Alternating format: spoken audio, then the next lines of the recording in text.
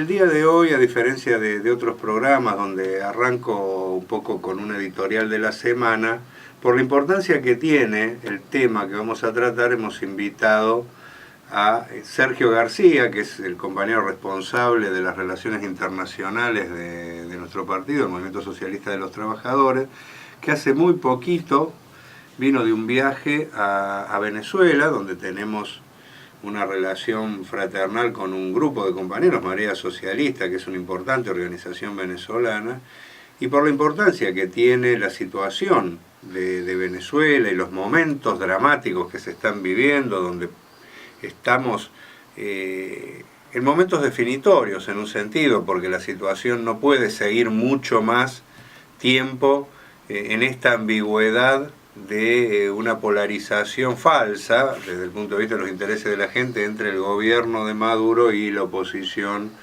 del MUD y la derecha. Así que lo hemos invitado a Sergio para que nos diga qué es lo que vio en Venezuela y después, por supuesto, para tratar temas de actualidad, un análisis del plebiscito que se realizó el fin de semana que pasó, encabezado por la oposición, la constituyente a la que se va, llamada también por el régimen de Maduro, y cuál es la postura que defiende Marea Socialista, organización, vuelvo a insistir, que nos representa en Venezuela. Así que, bueno, Sergio, buenos días, ¿cómo te va?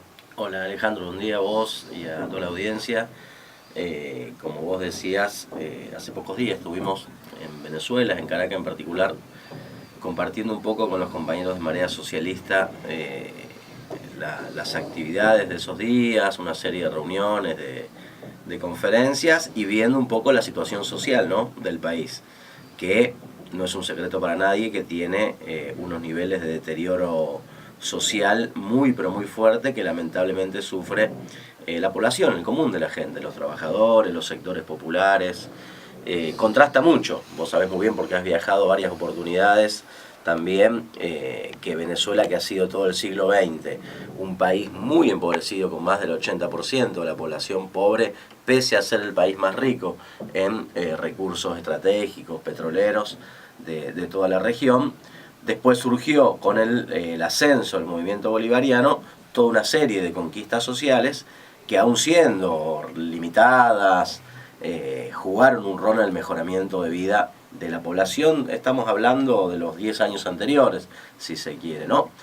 La Venezuela de hoy contrasta mucho con eso porque es un país que prácticamente no tiene medicina, escasea el alimento. Venezuela no ha podido salir nunca de ser un país muy dependiente de la producción de petróleo y no tener una diversificación productiva, y eso se siente, pero no por un problema natural que se siente, sino por una serie de muy equivocadas políticas económicas y sociales del gobierno actual de Maduro, que son la que está marcando toda la situación económica hoy, junto con esta falsa polarización que decías vos, con el otro bloque político que es el de la MUD, que es el bloque que representa a la derecha más tradicional. Pero es un tema tan interesante para que la población conozca y es un debate tan fuerte en todo el mundo de la izquierda que es importante poder analizar todas las cosas que vos dijiste, ¿no? ¿Qué pasó este domingo? ¿Qué es la constituyente?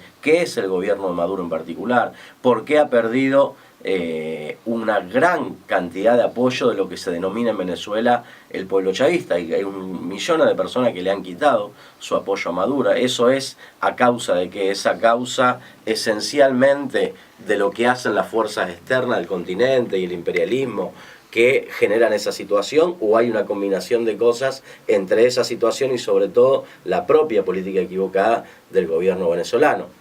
Adelantándome a esta misma pregunta, nosotros partimos de creer que en primer lugar hay una responsabilidad directa del gobierno porque ha favorecido estos años toda una serie de negocios con grandes corporaciones petroleras, mineras, muchas de ellas yanquis, déjame decirte, y ha ido achicando el costo económico y lo que se invierte en materia de necesidades sociales. Te doy solo un dato para que cualquier oyente lo pueda comprender fácilmente. Se pagaron hasta fin de 2016 casi 227.000 millones de dólares en pago de deuda externa en Venezuela. Sin embargo, el mismo año se redujo a 1/3 la importación de medicamentos y de alimentos, con lo cual no es un problema de un error, es un problema de una decisión política. Se aumentó exponencialmente los pagos de una deuda externa ilegítima y se redujo al 1/3 las necesidades sociales de la gente. Entonces, cuando uno ve, por ejemplo, que el día domingo millones de venezolanos, porque eso no se puede ocultar, es parte de la realidad, fueron a un plebiscito contra el gobierno de Maduro, tiene que ver lo que hace la derecha, pero tiene que ver esta situación social. O sea, hay millones de personas que han querido expresarse de una u otra manera contra esta situación que se hace insostenible directamente. Entonces, el viaje a Venezuela fue, creo yo, muy útil para conocer más a fondo esto y para tener de manera optimista otra voz, que es la voz de un tercer espacio que se ubica a la izquierda del gobierno de Maduro, que está compuesto por una gran cantidad de organizaciones referentes, incluso exministros del propio presidente Chávez, y donde los compañeros de Marea Socialista, los que vos te hacías referencia recién, son una parte muy pero muy importante. Es decir, entre un gobierno que aplica medidas de ajuste bastante tradicional, aunque las quiere ocultar, y un sector de la derecha que se plantea como opción de gobierno, en el medio de eso, con la muerte que se genera, con el malvivir de millones de personas, está surgiendo cada vez con un poco más de visibilidad una tercera voz que podríamos llamar una unidad entre una izquierda anticapitalista y una disidencia del chavismo, que en Venezuela se la llama del chavismo crítico, y entre esos sectores se está intentando confluir hacia una nueva referencia. Desde este tercer espacio que compartimos y desde hace mucho tiempo estamos construyendo, ¿qué evaluación se hace del plebiscito? Porque las visiones han sido polarizadas, si se quiere, entre prácticamente la negación de la importancia del plebiscito por parte del régimen y de los sectores que los apoyan, o la diferenciación social de que, bueno, los ricos y los acomodados fueron a votar al plebiscito mientras el pueblo pobre estaba en las antípodas y estaba un poco apoyando el referéndum pro constituyente. ¿Cuál es la evaluación real de lo que pasó y que involucró a millones de personas, ¿no? Bueno, sí, como vos decías, Alejandro, primero, no se puede negar el hecho de que votaron millones de venezolanos. O sea, como todo hay una pelea de números, como el plebiscito no es un plebiscito legalmente realizado a través de instituciones estatales y electorales, no se tiene un control exacto de la cantidad de gente que participó. La derecha del MUD dice más de 7 millones. Más de 7 millones. Pero exactamente, sin necesidad de tomar ese número exacto, ¿qué se puede decir objetivamente? Fue una enorme cantidad de gente la que participó, porque estamos en el siglo XXI, hay cámaras, hay videos, hay colas de votación, se hizo en todo el país. O sea, fue un hecho innegable la participación, que supera a lo que la dirección política de la MUD pretende hacer. Es decir, en un sentido, un sector de gente utilizó esa convocatoria para expresar su descontento de alguna forma.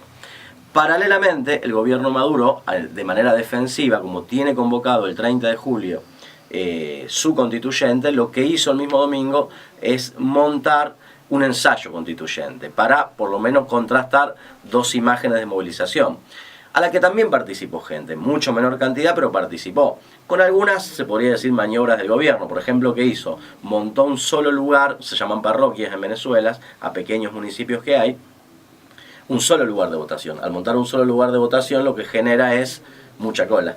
¿Se entiende? Entonces, menos cantidad de lugares de votación para que la imagen hacia el mundo fuera de mucha gente. No fue así, fue mucho menor la cantidad de gente del ensayo constituyente, aunque tampoco se podría decir que no participa nadie. No participa un sector que es el que todavía defiende al gobierno de Maduro. Pero déjame decirte, más allá de la cantidad de gente, una cuestión política que muy bien explican los compañeros de Marea Socialista. Todo este sector de oposición de izquierda al gobierno de Maduro no apoyó el plebiscito, estuvo en contra, porque más allá de que la gente tiene derecho a participar en una acción así, el objetivo político del plebiscito era preparar el terreno para que la MUD se vaya colocando como un gobierno alternativo, o como se dice en Venezuela, como un gobierno de unidad nacional o de transición. Ya todos los diarios de hoy están diciendo que mañana convocan a un paro nacional, las fuerzas de la MUD, el domingo van a nombrar a nuevos miembros del Tribunal Supremo de Justicia y empiezan a discutir un equipo y un gabinete de gobierno. Es decir, se está montando una situación en Venezuela de un gobierno paralelo y en general todo lo que es la oposición de izquierda al gobierno Maduro, manteniéndose firme contra el plan de Maduro, al mismo tiempo no compartió ni participó del plebiscito de la MUD del día domingo. Más allá de la valoración que uno se tenga de Chávez, pero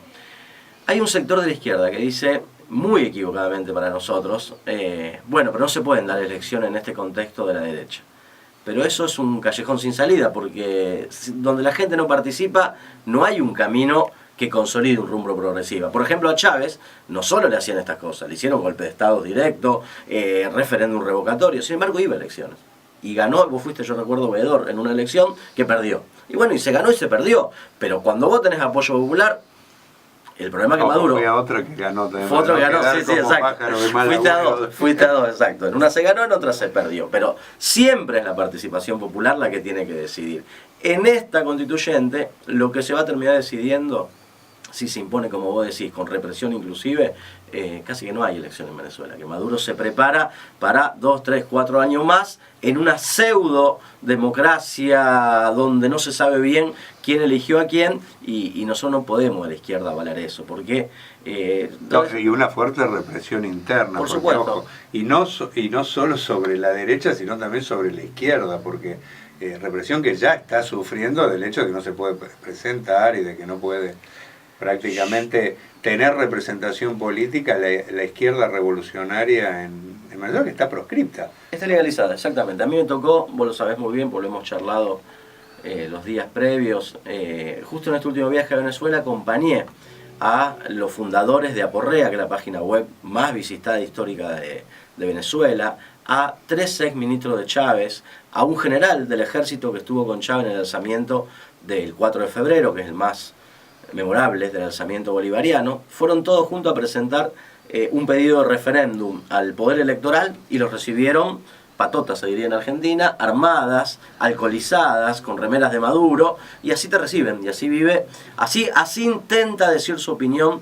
la izquierda revolucionaria en Venezuela. Entonces, ese régimen no es un régimen que se va a hacer más democrático para enfrentar imperialismo. Es un régimen que se va a hacer más antidemocrático, con un discurso que dice atacar al imperialismo, pero va a cercenar, a profundizar lo que ya está haciendo, que es cercenar las voces críticas surgidas del propio seno del pueblo bolivariano.